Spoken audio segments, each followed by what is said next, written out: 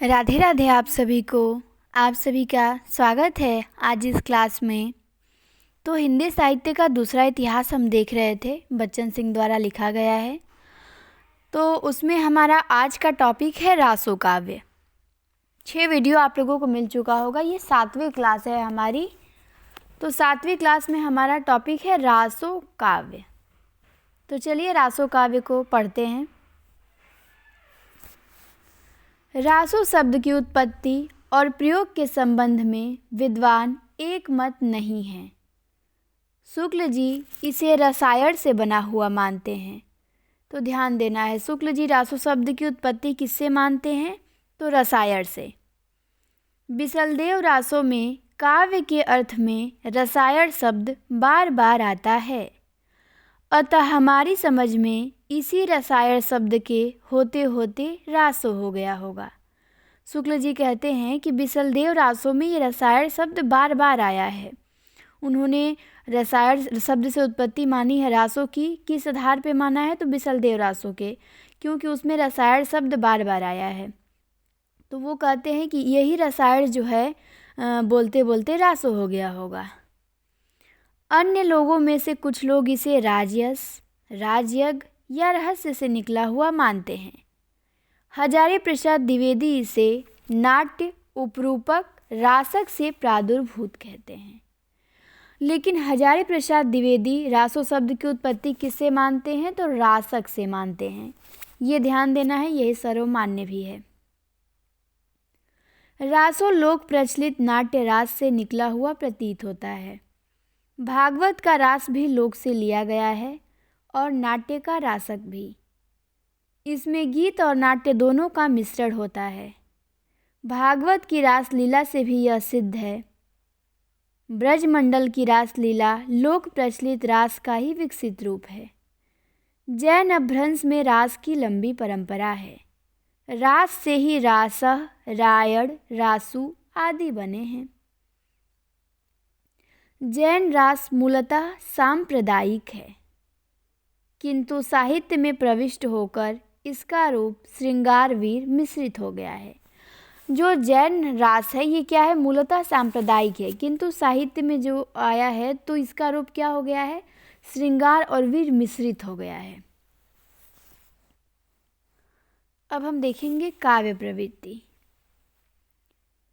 रासो काव्य की मूल प्रकृति सामंतों और राजाओं के शौर्य और विकास का अतिरंजित चित्र प्रस्तुत करना है। सामंती चरित्र के ये अनिवार्य अंग हैं। रासो काव्य की मूल प्रकृति क्या है? सामंतों और राजाओं के शौर्य और विकास का चित्र प्रस्तुत करना। सामंती चरित्र के ये क्या है? अनिवार्य अंग हैं, शोभा है। शौर्य और विलास में कौन प्रधान है? कहना कठिन है। शौर्य का प्रदर्शन विलास को लेकर है और विलास प्रियता शौर्य को लेकर। दोनों में द्वंद्वात्मक संबंध है। किसी की सुंदर लड़की देखी कि उसे प्राप्त करने के लिए चढ़ दौड़े। इस समय मुसलमानों के आक्रमण और तेज हो गए। हर्षवर्धन की मृत्यु के बाद कोई केंद्रीय सत्ता नहीं थी जो विदेशी आक्रमणकारियों को मुंहतोड़ उत्तर देती। पश्चिमोत्तर प्रदेशों में गहरवाड़, चौहान, चंदेल, परिहार आदि राजपूतों के अलग अलग राज्य थे और वे आपस में लड़ा करते थे। युद्ध उनका व्यवसाय था और विलास खेती। तो जो सामंत थे, चंदेल थे, उनका युद्ध क्या था? व्यवसाय था और विलास उनकी खेती थी। उनका जीवन इसी में एकदम व्यस्त रहता था। युद्ध और विलास यही उनके जीवन का मेन उद्देश्य था। यदि कभी राजाओं में संधि होती भी थी तो वे किसी भी तुच्छ कारण से कभी भी किसी भी क्षण टूट सकती थी। 8वीं शताब्दी में अरबों ने सिंध पर आक्रमण किया था और वहां पर अपना राज्य भी स्थापित कर लिया था, किंतु इसका प्रभाव शेष भारत पर नहीं पड़ा। 11वीं शताब्दी के आरंभ में तुर्कों का आक्रमण शुरू हुआ। महमूद गजनवी के लगातार हमलों ने उत्तर भारत को तबाह कर दिया। इस देश की अपार संपत्ति घोड़े खच्चरों पर लादकर गजनी ले गया। उसका सबसे घातक हमला सोमनाथ के मंदिर पर हुआ। जो महमूद गजनवी था ये उत्तर भारत पे बहुत आक्रमण किया था, बहुत बार बहुत लूट के ले गया था। लेकिन सबसे जो बड़ा इसने आक्रमण किया था और बड़ा लूटपाट हुई थी जब इसने सोमनाथ के मंदिर पे हमला करके और लूटा था। वहाँ से बहुत धन लेके वो गया था। सोमनाथ के मंदिर पे हुआ था। मंदिर की अतुल स्वर्ण राशि और अनगिनत हीरे जवाहरात देखकर उसकी आंखें चौधिया गईं। उन्हें हजारों खच्चरों पर लाद कर गजनी ले गया। अब सोचिए कितना वो सोना होगा, धन दौलत होगा जिसको गजनी लाद के लेके चला गया। 1000 खच्चरों पर उसे लादना पड़ा तब जाके गया था। इसलिए भारत को सोने की चिड़िया कहा जाता था। बहुत यहाँ पे सोना था। सोमनाथ मंदिर में बहुत सोना था। सोमनाथ के मंदिर की रक्षा में 50,000 से अधिक लोग मारे गए। 50,000 से अधिक लोग मारे गए। गजनवी के युद्धों का पूरा विवरण फारसी के इतिहासों में नहीं मिलता। अलबरूनी के तहकीके हिंदी का विवरण एकांगी और पक्षपातपूर्ण है। महमूद को रोकने के लिए संघ बने थे पर वे ठीक से काम नहीं कर सके। महमूद ने पंजाब पर अपना अधिकार कर लिया था। लाहौर में उसका एक सूबेदार रहता था। वहाँ से लूट मार के लिए देश के विभिन्न भागों पर, मुख्यतः राजस्थान पर चढ़ाइयाँ करते रहते थे। इस देश के राजपूत राजाओं ने इनका सामना किस प्रकार किया इसका वर्णन प्रायः नहीं मिलता, पर संस्कृत साहित्य में कहीं कहीं उसका उल्लेख हुआ है। अजमेर के राजा अजय देव ने मुसलमानों को परास्त किया था। उसके पुत्र अर्णोराज ने मुसलमानों को भारी शिकस्त दी। आना के पुत्र बिसलदेव विग्रहराज चतुर्थ का ही नाम बिसलदेव था और बिसलदेव के पिता का नाम क्या था तो आना था। संडे की जो मैराथन क्लास हुई थी उसमें ये प्रश्न आया था कि बिसलदेव के पिता का नाम क्या था तो आना। राजा आना के पुत्र थे बिसलदेव और बिसलदेव का ही नाम था विग्रहराज चतुर्थ। इनके शासन काल में मुसलमानी सेना काफ़ी दूर भीतर तक घुस गई थी और उन्होंने उसे खदेड़कर उसकी सीमा में लौटा दिया। महमूद गजनवी के बाद दूसरा बड़ा हमला मोहम्मद गोरी का हुआ। अब महमूद गजनवी तो लूटपाट के चला गया, उसके बाद दूसरा बड़ा जो हमला हुआ वो मोहम्मद गोरी का हुआ। यह युद्ध सन 1991 में तराइन के मैदान में लड़ा गया। राजपूतों ने पृथ्वीराज चौहान, दिल्ली अजमेर के राजा थे पृथ्वीराज चौहान, इनके नेतृत्व में मोहम्मद को बुरी तरह हराया। ठीक, तो ये दो जगह के नहीं थे, पहले तो एक ही जगह के राजा थे पृथ्वीराज चौहान। एक जगह के राजा इनके नाना जी थे, तो इनके नाना जी ने भी वो पूरा अपना राज्यपाठ इनको सौंप दिया था। तो आपको बताना था कि पृथ्वीराज चौहान मूलतः किस स्थान के राजा थे, दिल्ली के कि अजमेर के, और उनके नाना ने उनको कौन सा राज दिया था, दिल्ली दिया था कि अजमेर दिया था, तो इन दोनों में से आपको बताना है। तो राजपूतों ने पृथ्वीराज चौहान के नेतृत्व में मोहम्मद गजनवी को बुरी तरह हराया, पर अगले वर्ष मोहम्मद गोरी को बुरी तरह हराया और अगले वर्ष गोरी ने पुनः आक्रमण किया और पृथ्वीराज युद्ध में काम आया। गोरी ने गंगा यमुना के मैदान पर अपना अधिकार कर लिया। यह भारतीय इतिहास की सबसे बड़ी दुर्घटना है। हिंदू राजे महाराजे कम शक्तिशाली नहीं थे और न उनमें देशभक्ति की कमी थी, पर वे आपस की लड़ाइयों से जर्जर हो चुके थे।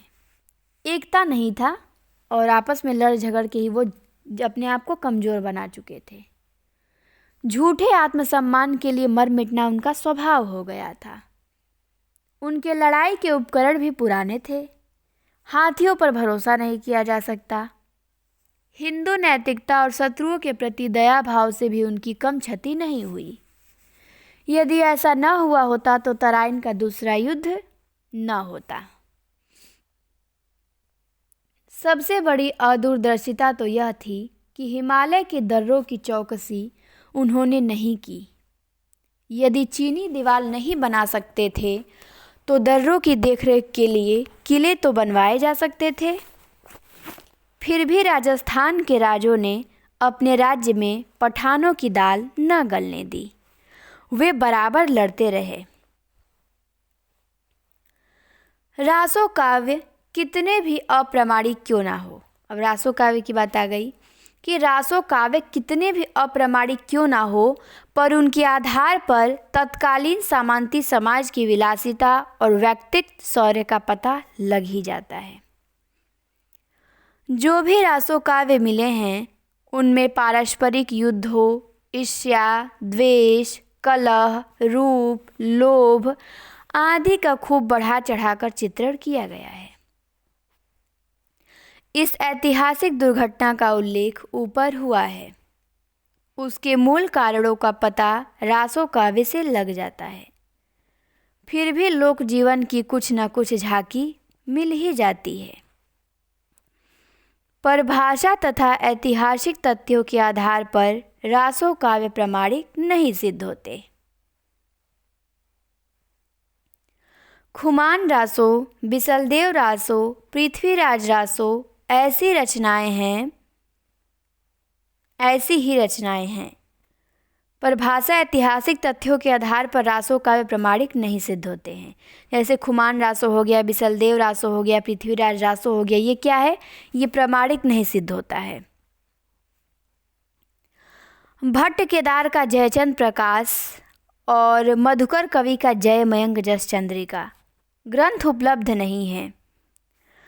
जयचंद्र प्रकाश भी उपलब्ध नहीं है और जय मयंक जस चंद्रिका भी क्या है? उपलब्ध नहीं है। ये रचनाएं उपलब्ध नहीं हैं और इन दोनों के लेखकों का भी नाम आपको पता होना चाहिए। जयचंद्र प्रकाश के भट्ट केदार और जय मयंक जस चंद्रिका के मधुकर कवि हैं, लेकिन ये उपलब्ध नहीं है। श्रीधर का रणमल छंद सामान्य पुस्तक है। श्रीधर है, इन्होंने रणमल छंद लिखा है और इनका रणमल छंद सामान्य पुस्तक है।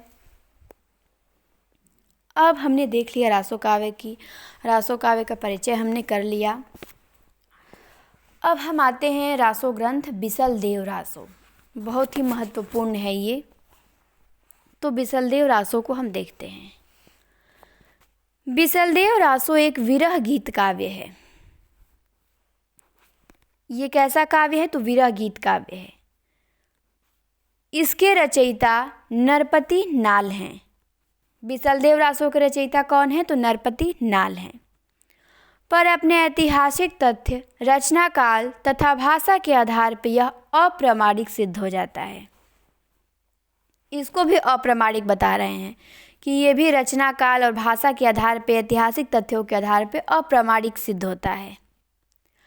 रचनागत वर्तमान कालिक क्रिया के प्रयोग से नरपति नाल बिसलदेव का समकालीन प्रतीत होता है। संभव है नाल बिसलदेव का राजकवि रहा हो। बिसलदेव की विभिन्न प्रतियों में उसके रचना काल की विभिन्न तिथियां अंकित हैं। बिसलदेव रासो जो लिखा गया है तो उसकी विभिन्न प्रतियों के रचना काल की विभिन्न तिथियां भी अंकित हैं, जैसे 1073, 1076, 1212, 1272, 1373 विक्रमी आदि। यह कहना कि इनमें कौन सी तिथि अप्रामाणिक है अथवा एक भी प्रामाणिक नहीं है, ये कठिन है। शुक्ल जी इसका रचना काल संवत 1212 ठहराते हैं और यही आपको ध्यान देना है कि बिसलदेव रासो का रचना काल क्या है? तो संवत 1212 है। ईस्वी में देखेंगे तो 1155 ईस्वी। संवत 1212 में से 57 वर्ष घटा देंगे तो ईस्वी में आ जाएगा। तो शुक्ल जी यही बताते हैं और यही सर्वमान्य भी है। और द्विवेदी जी, हजारी प्रसाद द्विवेदी जी भी इसी तिथि पर अपनी मुहर लगाते हैं, वो भी इसी को मानते हैं। मोतीलाल मिनारिया इसे और भी परवर्ती ठहराते हैं और भी बाद की रचना बताते हैं। वो कहते हैं कि 1546 और 60 के आसपास की ये रचना है। ये तो ज़्यादा ही आगे चले गए हैं। भाषा के आधार पर इसका रचना काल निश्चित नहीं किया जा सकता। भाषा के आधार पर बिसलदेव रासो का रचना काल निश्चित नहीं किया जा सकता। यह गीत काव्य है और मौखिक रूप से गाया जाता रहा होगा, इसलिए इसकी भाषा निरंतर परिवर्तित होती रही। यदि बिसलदेव का समय निर्धारित हो जाए तो समस्या के समाधान के निकट पहुंचा जा सकता है। जिस विग्रहराज का उल्लेख इस रासों में हुआ है वह कौन से विग्रहराज थे, चतुर्थ या तृतीय? शुक्ल जी विग्रहराज चतुर्थ को बिसलदेव मानते हैं और शुक्ल जी विग्रहराज चतुर्थ को क्या मानते हैं कि बिसलदेव मानते हैं, और उनका समय 1220 विक्रमी के आसपास है। इसलिए पुस्तक में उल्लिखित निर्माण काल 1272 मझारी का अर्थ 1212 विक्रमी मानने में सुविधा हो जाती है। चूंकि बिसलदेव का विवाह धाराधिपति भोजराज की कन्या से हुआ था। बिसलदेव का विवाह किससे हुआ था? तो धाराधिपति भोजराज की कन्या से हुआ था, इसलिए वह तिथि असंगत सिद्ध हो जाती है, क्योंकि भोजराज की मृत्यु इस विग्रहराज से 100 वर्ष पहले ही हो चुकी थी। तो शुक्ल जी ने यह शंका भी स्वयं उठाई है। उनका कहना है, क्या कहना है कि जैसे पहले कह आए हैं, अजमेर के चौहान राजा बिसलदेव विग्रहराज चतुर्थ बड़े वीर और प्रतापी थे और उन्हें मुसलमानों के विरुद्ध कई चढ़ाइयाँ की थीं और कई प्रदेशों को मुसलमानों से खाली कराया था। ये शुक्ल जी कह रहे हैं। दिल्ली और झांसी के प्रदेश इन्हीं ने अपने राज्य में मिलाए थे। इनके वीर चरित्र का बहुत कुछ वर्णन इनके राजकवि सोमदेव रचित ललित विग्रह नाटक संस्कृत में है, जिसका कुछ अंश बड़ी बड़ी शिलाओं पर खुदा हुआ मिला है और राजपुताना म्यूजियम में सुरक्षित है। पर नाल के इस बिसलदेव रासों में जैसा कि होना चाहिए था, न तो उक्त वीर राजा की ऐतिहासिक चढ़ाइयों का वर्णन है, न उसके शौर्य पराक्रम का। श्रृंगार रस की दृष्टि से विवाह और रूठकर विदेश जाने का मनमाना वर्णन है। अतः इस छोटी सी पुस्तक को बिसलदेव ऐसे वीर का रासो कहना खटकता है। जो विग्रहराज चतुर्थ थे वो बहुत पराक्रमी और वीर राजा थे, और उनके ऊपर ये छोटी सी पुस्तक बिसलदेव रासो कहा जाए कि उनके ऊपर लिखा गया है, तो ये थोड़ा सा खटकता है। पर नाल विग्रहराज चतुर्थ का नहीं, तृतीय का समसामयिक था। पर जो नरपति नाल थे जिन्होंने लिखा था, वो विग्रहराज तृतीय के समसामयिक थे, न कि चतुर्थ के।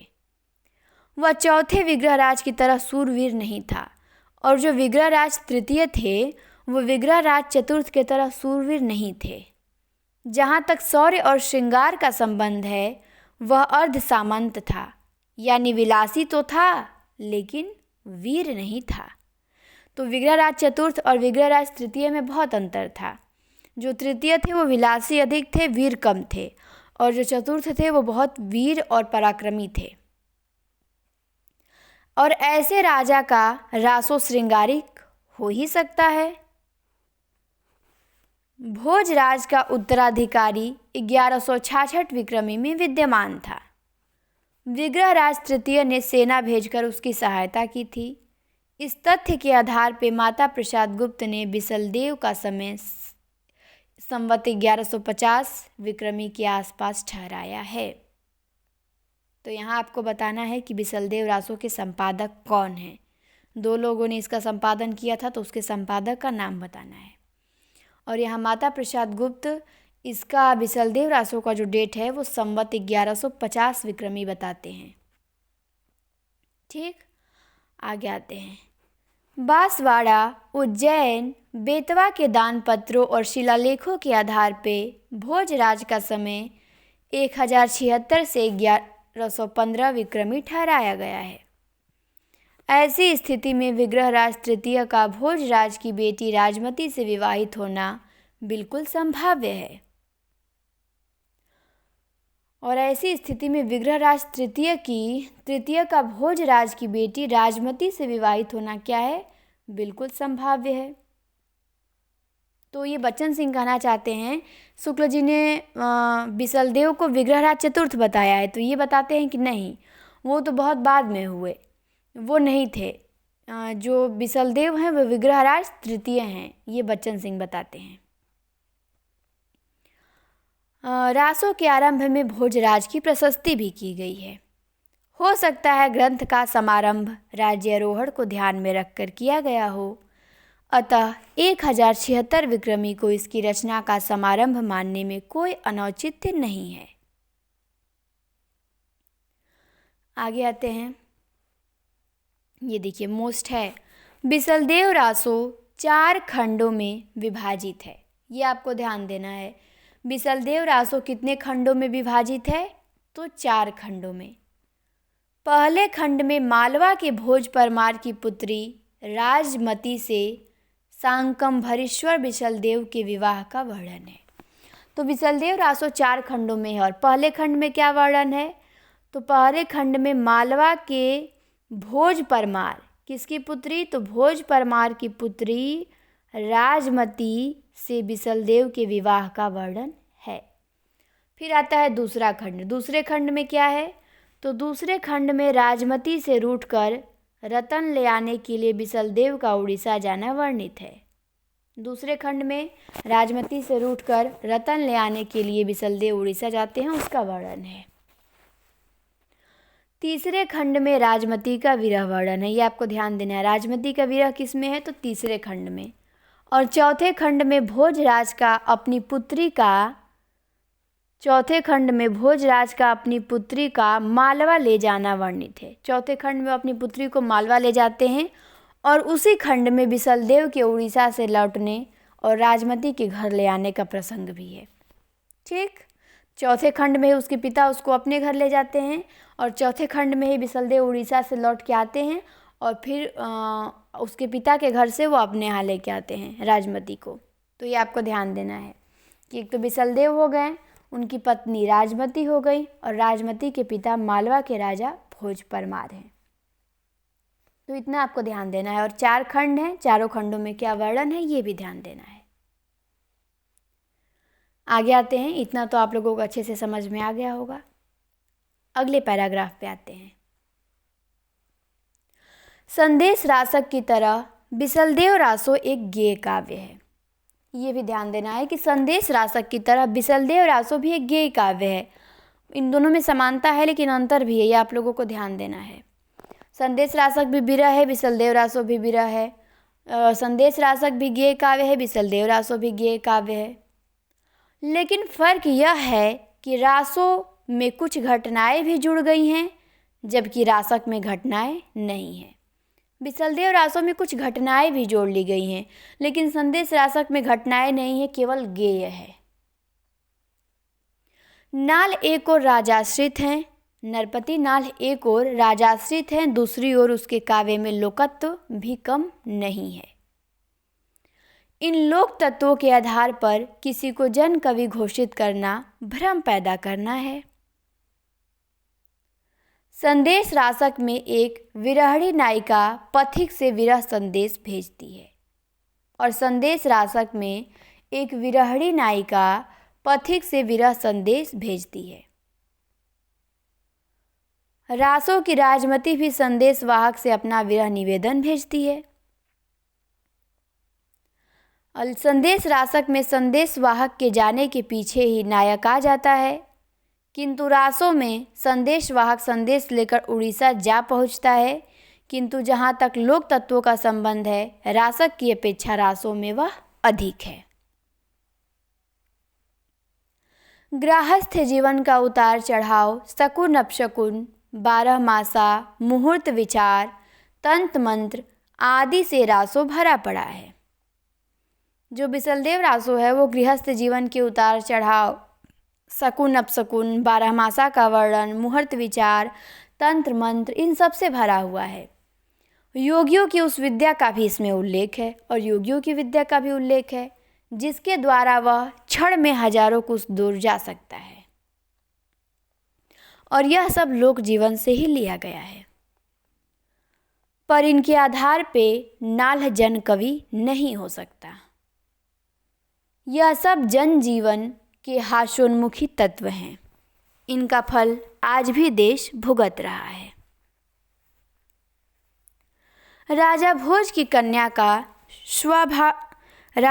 की कन्या का स्वाभिमानी होना स्वाभाविक है भी तो वह एक राजा की कन्या। अब स्वाभिमानी क्यों ना हो, क्योंकि राजा की कन्या है वो। राजा और रानी यानी बिसलदेव और राजमती दोनों में समानती अहम है। दोनों में समानती अहम है भाई, वो राजा है वो भी राजकुमारी है, तो दोनों में क्या है, अहम भाव है। राजा ने गर्वोक्ति की कि उसके सामने धनी राजा दूसरा नहीं है। बिसलदेव ने गर्व किया कि उसके समान और कोई धनी राजा ही नहीं है, और रानी से रहा नहीं गया। अब रानी ने सुना राजमती ने, तो उनसे रहा नहीं गया, तो वह बोली कि तुमसे धनी तो उड़ीसा का राजा है। अब रानी ने क्या बोल दिया कि तुमसे धनी तो उड़ीसा का राजा है। तुम्हारी खान से नमक निकलता है और उसकी खान से हीरे पन्ने। रानी की बात राजा के सामंती मिजाज को अच्छी नहीं लगी। अब यही व्यंग है जो रानी बोलती हैं और इसी पे रूठ के वो राजा चले जाते हैं। तो अब तक हम केवल इतना ही जानते हैं कि रानी की बातों से रूठ के चले जाते हैं। अब किस बात से रूठ के चले जाते हैं ये भी हमें पता हो गया कि राजा को गर्व रहता है कि मेरे जैसा कोई धनी है ही नहीं, और रानी कह देती है कि तुमसे तो धनी उड़ीसा का राजा है, तुम्हारी खान से तो केवल नमक निकलते हैं और उसकी खान से तो हीरे पन्ने निकलते हैं। और रानी की बात राजा के समांती मिजाज को अच्छी नहीं लगी और वह रानी से रूठकर हीरे जवाहरात लाने उड़ीसा चला गया। इस कहा सुनी के बावजूद है तो वह भारतीय परंपरा में पली नारी। प्रिय के वियोग में वह अत्यंत विकल हो उठी। वह शंकर भगवान को उलाहना देने लगी कि तुमने मुझे स्त्री क्यों बनाया, और भी तो कुछ बना सकते थे। जंगली जंतु, गाय, वनखंडी की काली कोयल, स्त्री क्यों बनाया कि मुझे अपने प्रिय के वियोग में रहना पड़ रहा है। और उसी वियोग में वो पंक्ति कहती हैं, क्या कहती हैं कि अस्त्रीय जन्म काय दिधौ महेश। ऐसा जन्म आपने क्यों दिया, शंकर जी से कहती हैं कि अवर जन्म थारई घड़ा रे नरेश। रानी न सिरजिय रोकड़ी, घड़ा न सिरजिय धौलिय गाई। अब बनखंड काली कोयली, आहौ बैसती अम्बा नई चंपा की डाल। अब भसती दास बिजोरडी।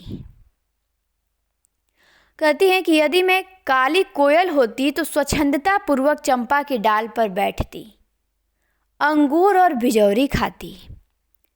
यहाँ मैं कितनी परतंत्र हूँ। यदि मैं कोयल होती तो आराम से आकाश में स्वच्छंद उड़ती, अंगूर खाती, बिजौरी खाती, लेकिन मैं यहाँ कितनी जकड़ी हुई हूँ। और फिर विधाता को उलाहना देती हैं, क्या कहती हैं कि आजड़िकाई न सिर जिय करतार, असेत कमावती स्यऊ भरतार। पहिरड़ आछी लोवड़ी, तुंग तुरिय जिम भिड़ंती गाय। साई लेती सामुही, हंसी हंसी बुझती प्रिय की बात। और कहती हैं कि अगर आदमी बनाना था मुझे तो जाटनी क्यों न बनाया। जाटनी होकर पति के संग संग खेती करती, लोवड़ी पहनती, अपने शरीर से प्रिय के शरीर का गाढ़ा स्पर्श करती, हंस हंस कर उससे बातें करती। सामंती कौलिन्य की परतंत्रता से मुक्त होकर पति का संग साथ, उसके साथ काम करने का सुख कितना आनंदमय होता। कर्म संकुल जिसके द्वारा वह पल क्षण में हजारों कोस दूर जा सकता है, यह सब लोक जीवन से ही लिया गया है, पर इनके आधार पर नाल जन कवि नहीं हो जाता। यह सब जनजीवन के हास्योन्मुखी तत्व हैं और इनका फल आज भी देश भुगत रहा है। अच्छा, ये तो रिपीट हो गया है वही पेज। चलिए आगे आते हैं।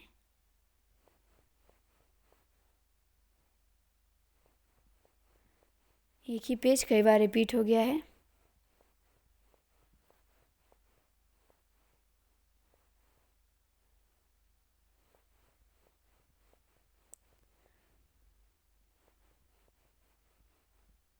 कितना रिपीट हो गया है, बहुत ज़्यादा हो गया लग रहा है।